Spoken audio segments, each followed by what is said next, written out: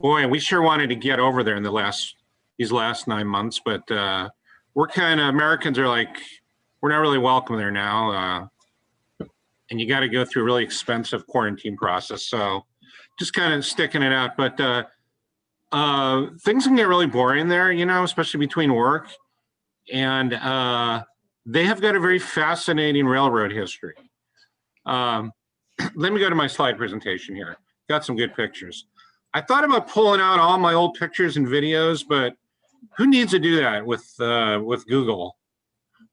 I've got some other stuff here. Okay.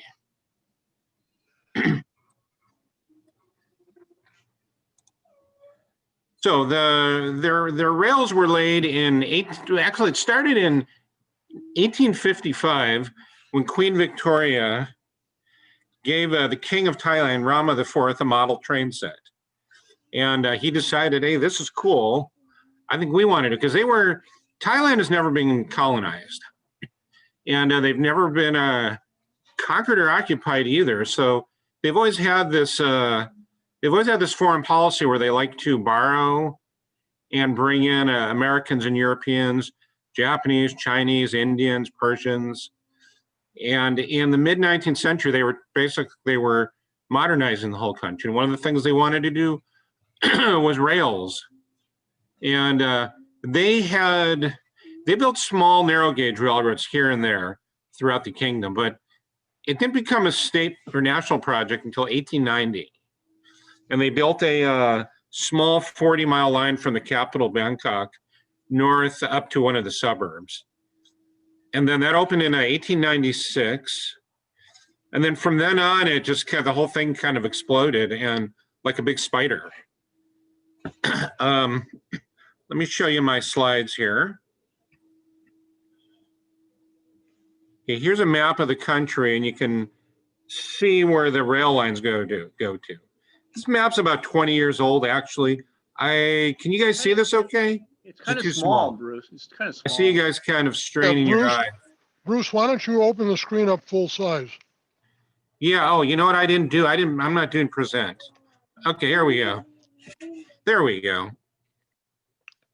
But still, you're not in full size. You can have. Okay, I gotta reshare then. There. Hang on. That was full size, Lloyd. Don't listen to Lloyd. He's giving you too much help. Okay. There you go. Is that better? That's all you got. That's the same size it was. Yeah, that's right. Okay. Oh, wait a minute. I'm kind of out of control here. No, I'm trying to go backwards. Okay, let me start from the beginning here. Okay. Well, I guess the view options are on my side. I've got a view options setting that I can take it up to fill the screen.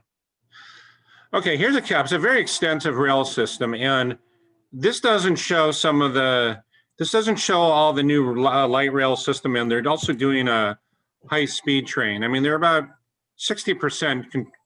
It goes from Bangkok up here to a place called Nakhon Ratchasima, the two big cities. And then it's going to extend out to here and here. This is where our home is, Surin. So we're going to get it out there to the high-speed rail. So let me get on to the interesting stuff. It's really easy to get around by train there. You can get a ticket for as low as $5. They have first class through third class. You can basically go anywhere in the country, and it's very easy to get around. They're very safe. They're a little slow because every now and then, there's a buffalo that stops the trains. And one time we were coming back from Surin to Bangkok, and there were like a bunch of buffalo right here. So what had to happen is the train had to back up, go up here, and then go this way. It was like an extra 4 hours. So I mean, it's a beautiful countryside. So who cares? Now let me show you one of the most interesting, amazing sight to see. Okay, they have a very unique architecture with their train station, and every single train station there always has a steam train in front, and it's either American, seems to be American, German, or Japanese make. Okay, this is I think it's a GE 4040. I'm going to show you a listing and pictures of their equipment, but they've got some really exotic and bizarre locomotives. It's all diesel, and they've got a lot of DMUs. And they're very loud and they're very smelly. Now that's the GE for, it's called I think a 5040. They had an electric railway system they built in 1925, and it ran until 1959. And there's actually a museum there where they have some of the remaining trams still in place. These are called, I think it's called an Alsom. Their locomotives are either they're a mixture of GE, Hyundais, Hitachis, and now they're getting stuff from China.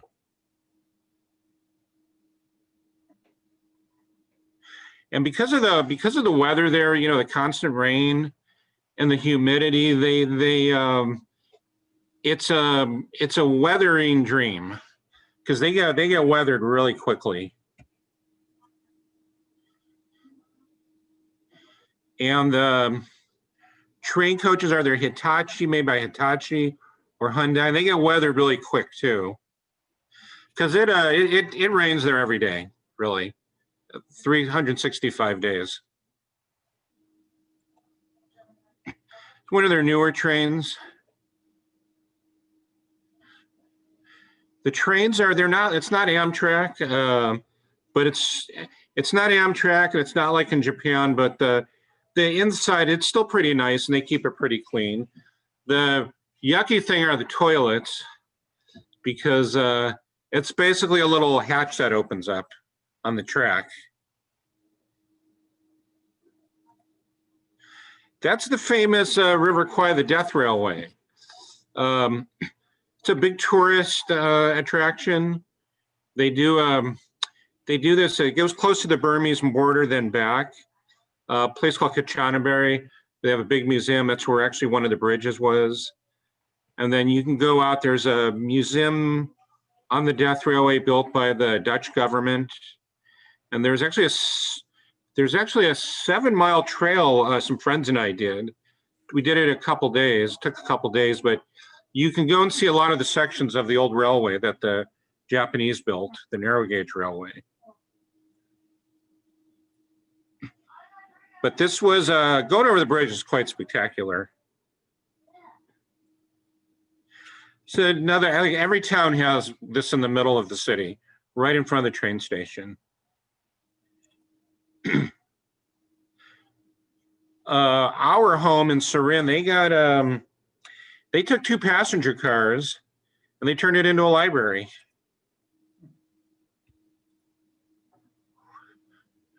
This is in the south, a famous tunnel called the Kuntan Tunnel. This was built in around 1905. Okay, this is the only railway museum in Thailand. There's an old switcher.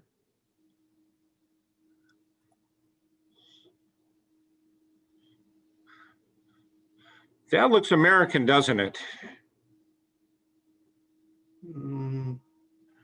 No, I don't know. I don't know. That maybe those Wyndham. I don't know. Maybe it's British. But they did end up in the 30s. In the 30s, they got a lot of Japanese locomotives and a lot of Japanese rolling stock. That's their main train station, called Vojolampong in Bangkok. Very, very big, very, very huge, very bustling. Okay, 24 hours. We went there once to take a 2 a.m. train, and it was packed. And underneath they have a subway that's fairly new. They have a subway connection. Yeah, there's sort of a panoramic view of it. Big. Oh yeah, it's very big. It's very big. But of course, it's underground now too, with the subway system, the new subway system. That's not a good picture, but that's okay. This is the new addition to their rail system. It's become one of the most efficient, cleanest, and safest urban transit systems in the world. I've probably ridden 1,000 miles on this, under and above ground. Very clean. They have this interesting security doors, to keep to keep stupid people from crossing the line. It's not like some of the subways here, like in New York or Chicago, where you got to have eyes in the back of your head. Because there's just, not a lot of that type of crime there. And there's a lot of security people around, good safety record. They're very comfortable. This is actually their new. This is their new airport line. Goes directly to the airport. It's above ground and underground.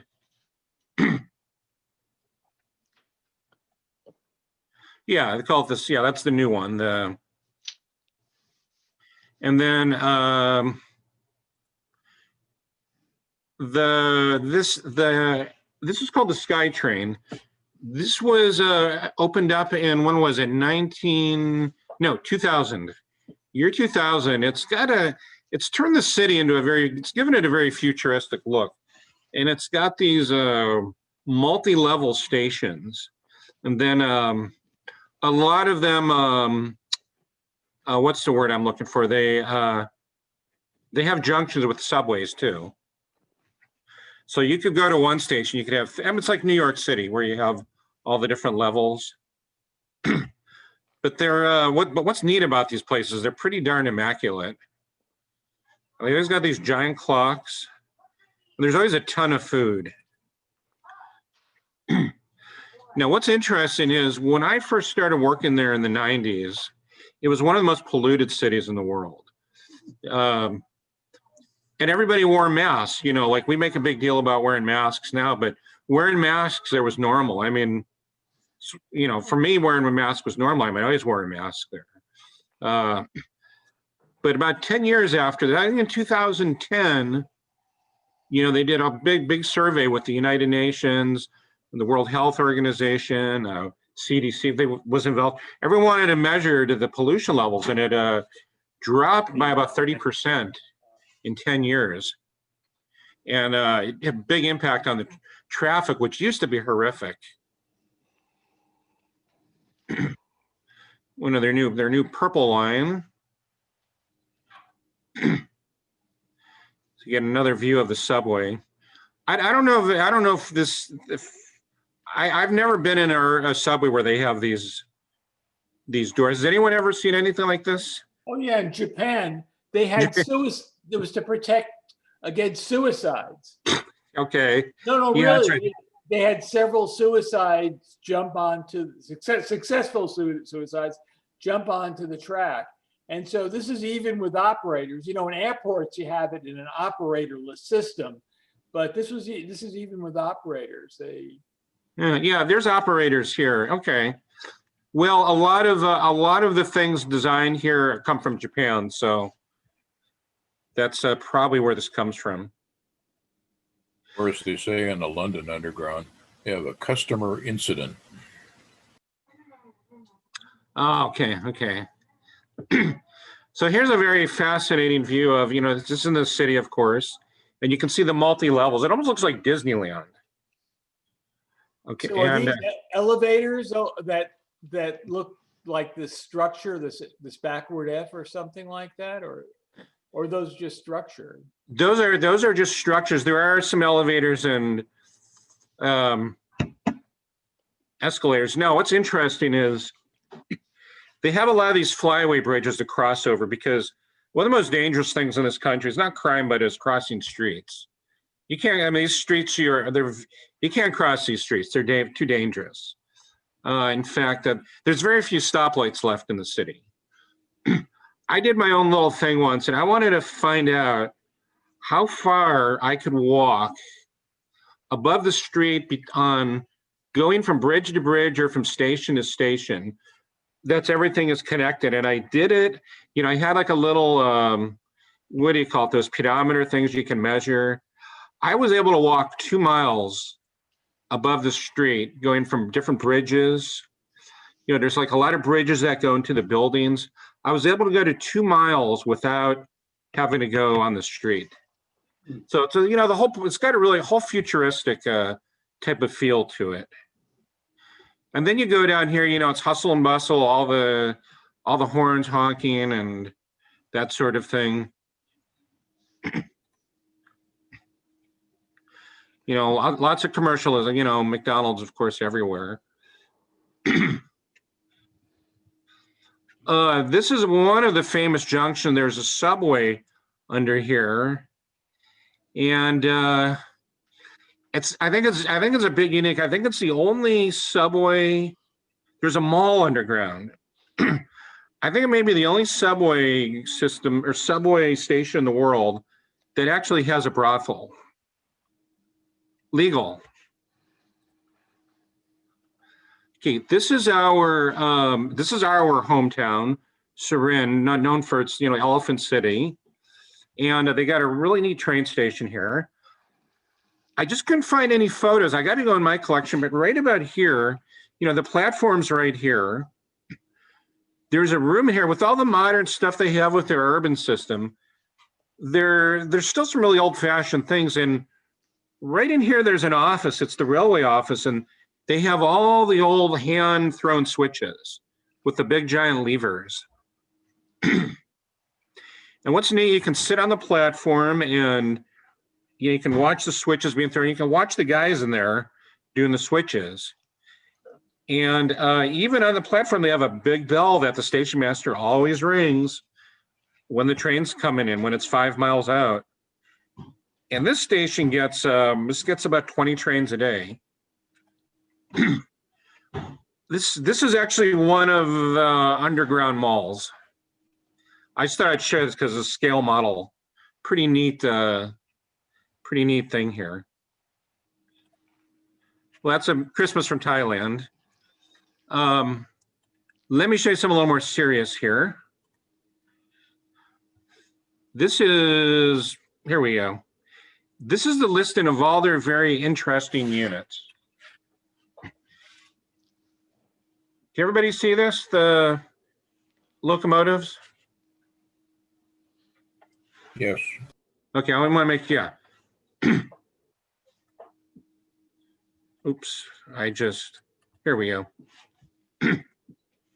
That is the GE UM12C. It shows the dates they were used, the Alstoms. I think those are British. You see these a lot. These are, I think, one of the most common. And they have these old Hitachi cars. You can see after a while, they all have this same cab forward look. The Alstom, Henschels, German, Krupps, Alstom, not British, they're German, of course. You got the Hitachis. These make a really neat sound when starting up. And this is inside, and this is what I love about this train station, the architecture bus. This is one of the platforms, of course. And you have, even inside, they have this, they have the French windows up here. This is a very unique style of architecture that's like sort of a mixture of Victorian and Thai. But this is, these are facing inside of the station. These are basically administrative offices. And inside there's no air conditioning. So inside of here, it's always about 95 degrees. It's humid and full of diesel fumes, which is a sensory feeling I happen to enjoy. My wife hates. And it's because she's normal. Here's one of their new trains from China, one of the Quishuans. Not high speed, of course, but diesel. Now, this is something you see. You see these are go all over the country all day, probably dozens. These are the DMUs. And these are, maybe the days gone all by, maybe the bygone days of America when they had DMUs, but these are all over the place. And they're, a lot of people don't like riding them because if they got to do it every day, but, as a tourist, they're a lot of fun to ride. They make really neat sounds. They smell great, and the sound of them rumbling by is a sight to behold. And I've probably put in a couple thousand miles on those. It's another Hitachi, a DMU. Look at the boxcar there.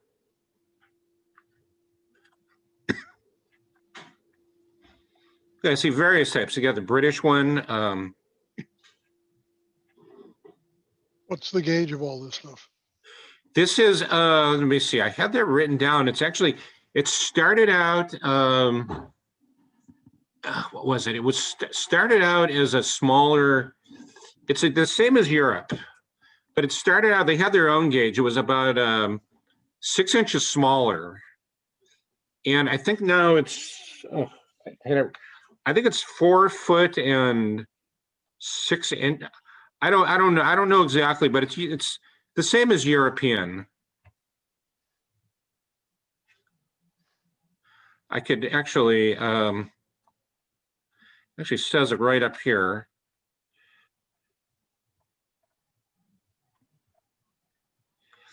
But I'll look it up in a little while. I don't want to go digging into that right now. I'll look it up. Then they got the Korean Daewoo's.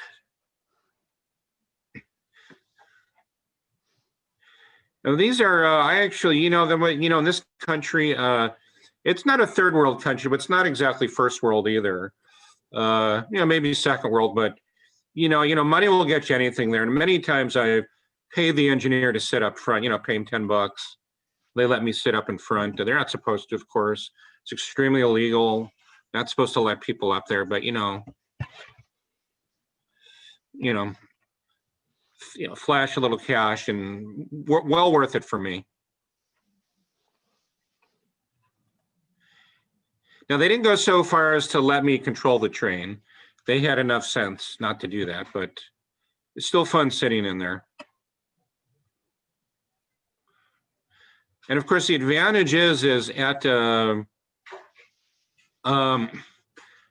country does not have, let me shut this here.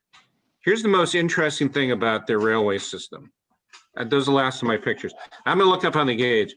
Here's one of the most fascinating thing. I've looked up this far and near, and I've confirmed this with the engineers. There is not a single turntable in the entire country. There are no turntables. There was one back in the 20s, and they took it out after 20 years. So all the trains, it's like the San Diego trains, the Amtraks, they just run them back and forth. And look, when you see trains go by, it's very common to see them going, the cab backwards, or cab, or however you want to say it. Not a single turntable in the entire country. And what was the figure? I think it's 78% of rail traffic is passenger. They don't have a lot of freight service in Thailand because they have such an extensive system of roads and trucking. It's just not necessary. Plus, most of their trade with the border, because Thailand's one of the world's top exporters of everything. Rice, seafood, canned food, electronics, concrete. So they're usually sending stuff out on ships, and they don't truck things in. They don't have to bring a lot in. And the rail networks, except for Malaysia, the rail networks that surround them aren't all that great, except for in Malaysia or in their northern border with China. Cambodia, I don't think there are any trains in Cambodia. Laos doesn't have much. Burma doesn't have much. But Malaysia has a very good and extensive rail system, and that's all passenger traffic. So so there you have it. While you guys are talking, I'm gonna look up that gauge thing. 1 meter. Meter. Meter. Yeah, meters. 1. So any questions? It's a very interesting rail system they have there. Very, very well used. That's why a lot of their trains look beat up. They're not that old. They're just used a lot. I mean, there are millions of people use it every year. And, especially on the holidays, and they have a lot of holidays there. I mean, I think there's a joke. They've got more holidays than Jews. And when they have holidays, everything shuts down and everybody gets on the train and goes to their hometown. And I've always deliberately avoided trains on the holidays. And then the cities become ghost towns which is kind of nice.